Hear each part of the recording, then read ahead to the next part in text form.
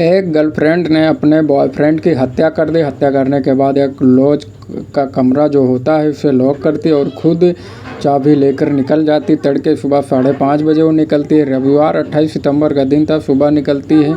उसके जो कपड़े होते उस पर थोड़े बहुत खून के धब्बे और छींटे होते, लेकिन उसी कपड़ों में वह घर व लॉज से निकलती और ट्रेन पकड़ती है। जब वो रेलवे स्टेशन पर आती है तो लॉज का जो कमरा था उसकी जो की है वो फेंक देती चाबी, और इसके बाद वो बिलासपुर से ट्रेन पकड़ती है और वो पहुंचती है अपने घर।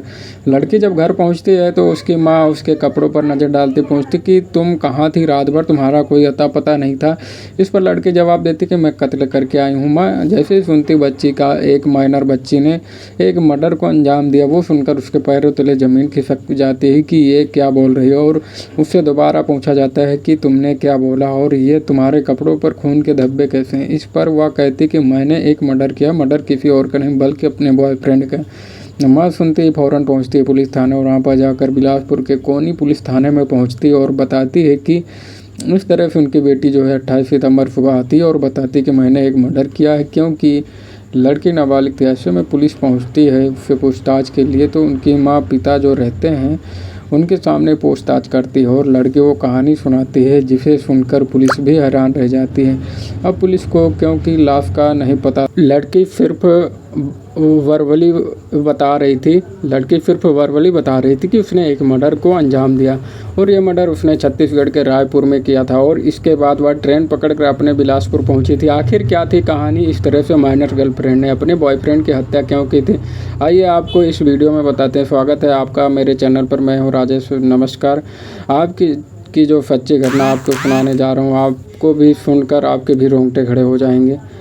इससे पहले मैं आपको रूबरू करा देते हैं कि जो लड़का और लड़की थे, तो लड़के का जो नाम होता है वो बताया जा रहा है कि लड़का अभनपुर का है। जैसे ही कोनी पुलिस थाने में ये शिकायत दर्ज कराई जाती है, पता चलता है कि एक लड़की ने मर्डर किया और मर्डर करने के बाद वह ट्रेन पकड़कर यहाँ पहुँची है और फ़ौरन पुलिस संपर्क करती है थाने में, यानी रायपुर के अंतर्गत आने वाले थाने में, और बताती इस लॉज में लड़की बता रही कि एक लड़के की लॉज से फ़ौरन वहाँ टीम पहुँचती है और उस लॉज में और चेक करती है कि उसका कमरा नंबर को अनलॉक खोलती है, लेकिन अंदर से कोई हलचल नहीं थी। जिसके बाद स्पेयर की जो होता है उसके तहत उस दरवाज़ा खोला जाता है तो भीतर वाकई वहाँ पर एक लड़के की लाश जो खून से लथपथ थी और कपड़ा खून से सना हुआ था। लड़का और खून से सना पूरे चारों तरफ वहाँ पर खून, लाश पूरे कमरे में फैला हुआ था। अब पुलिस को, क्योंकि दो जगह की पुलिस इस केस को इन्वेस्टिगेशन कर रही थी, उन्हें जैसे ही सूचना मिलती है पता चलता है कि लड़की का जो स्टेटमेंट है वो कंफर्म हो चुका है, लड़की झूठ नहीं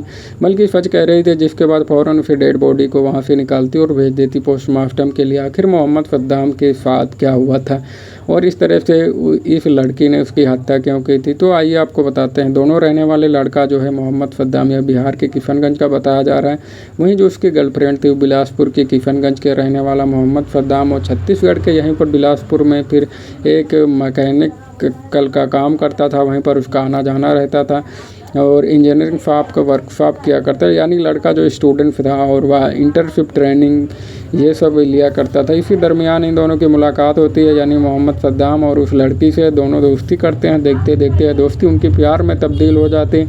लड़की बिलासपुर की थी और लड़का जो था अभनपुर का था। इस दरमियान ये लोग मुलाकात के लिए रायपुर ही डिसाइड करते हैं। दोनों के लिए नज़दीक पड़ता और यहीं पर रायपुर में वो लड़की के साथ मिलने के लिए अमूनन बुलाया करता था। सालों साल ये दोस्ती चलती और प्यार ऐसे अफेयर चलता रहता, सब कुछ ठीक ठाक चल रहा था।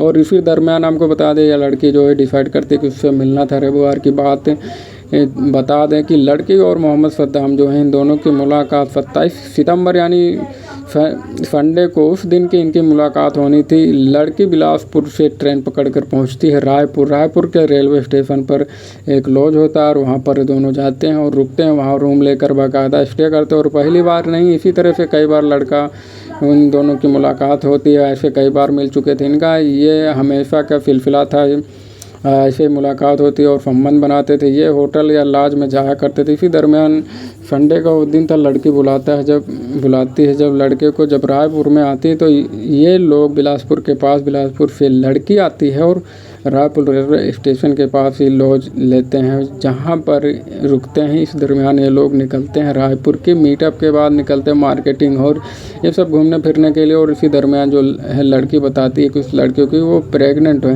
अब आप सोचिए, एक माइनर लड़की अपने बॉयफ्रेंड से कह रही कि मैं प्रेग्नेंट हूँ, इस पर लड़के क्या ऊपर क्या बीतेगी और फिर लड़की भी क्या बीत रही होगी, क्योंकि इनकी पहली बात तो माइनर थी, लड़की ऊपर से शादीशुदा नहीं थी। तो ऐसे में दोनों को प्रेशराइज फील कर रहे थे। जैसे लड़के ने बताया तो लड़का जो है मोहम्मद सद्दाम उससे कहता है कि तुम अबार्शन करा लो। इस स्थिति में मैं नहीं हूँ कि मैं तुम्हें और तुम्हारे बच्चों दोनों को मतलब अभी पाल सकूँ। ऐसी सूरत में लड़की उसे कहती कि अबार्शन नहीं करेगी, वो शादी करना चाहती और शादी कर वो घर बसाना चाहती। वो लड़कों पर दबाव बनाती है कि तुम शादी कर लो, लड़का राज़ी नहीं होता।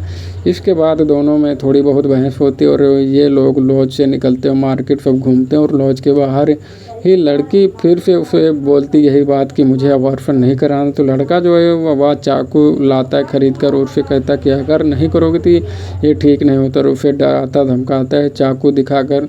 अब लड़की को समझ नहीं आता कि ये लोग लौटते हैं जब लॉज में, फिर से वह चुपचाप हो जाती है और इस पर कुछ नहीं कहती। अब लॉज में जब जाती है तो वहाँ पर चुपचाप ये लोग खा पी के सो जाते हैं। रात के लगभग 2 से 3 बजे का वक्त हो रहा होता है। इसी दरमियान लड़की जो है वो जाग जाती है, लड़के के पास जाती है जिस चाकू से लड़के ने उसे धमकी दी थी, वो चाकू अपने हाथ में लेती है और वो कुछ सोचती समझती नहीं, फ़ौरन गला रेत देती है अपने बॉयफ्रेंड का। अब लड़का छटपटाता है और ख़ुद को बचाने की कोशिश करता है, लेकिन इस कदर लड़के के ऊपर गुस्सा छाया हुआ था कि वो फ़ौरन उसे काटती और इस कदर काटते कि लड़का छटपटा कर ही वहीं मौके पर दम तोड़ देता।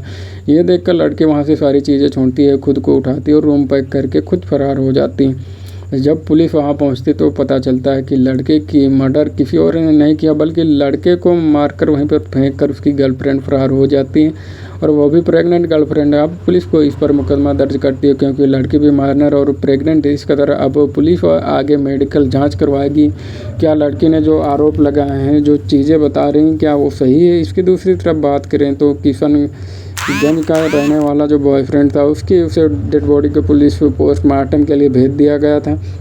लड़की को पुलिस ने डिटेन किया है क्योंकि उसे मर्डर को अंजाम दिया गया था। इसके साथ ही उसके मोबाइल की जो अलग अलग ब्लॉगिंग्स थे उसे जब्त कर लिया गया। जो कपड़े मर्डर के वक्त पहने थे उसे पुलिस ने अपनी कस्टडी में रख लिया है। और एविडेंस फिलहाल आपको बता दें, इस मामले में आरोपी जो लड़की है उसे पुलिस ने डिटेन किया है कि उसकी माता जो उसके सामने थी, उसके बाद स्टेटमेंट लिया गया है जिसमें उसने कबूल किया कि उसने ही यानी गर्लफ्रेंड ने अपने हाथों से चाकू से अपने बॉयफ्रेंड का गला रहता है। वहीं भी प्रेग्नेंट थी, वो लड़की प्रेग्नेंट थी और यही वजह होती कि बच्चे को लेकर अबार्शन की बात चल रही थी, और जो कि लड़की को सही नहीं लग रहा था और वह इस कदर गुस्सा होती अपने बॉयफ्रेंड से कि उसका गला रेत कर वहीं पर मर्डर कर देती। और इसके बाद वह जाती हैं अपने घर पर और पूरी कहानी विस्तृत रूप में अपनी माँ को बताती है उसने क्या किया। फिलहाल आपको बता दें पुलिस इस केस को लेकर इन्वेस्टिगेशन कर रही। फिलहाल इस वीडियो में इतना ही। दोस्तों, आप लोगों को जागरूक करना, सतर्क करना, आप लोग भी क्राइम से बचे रहिए और सतर्क रह जाएँ।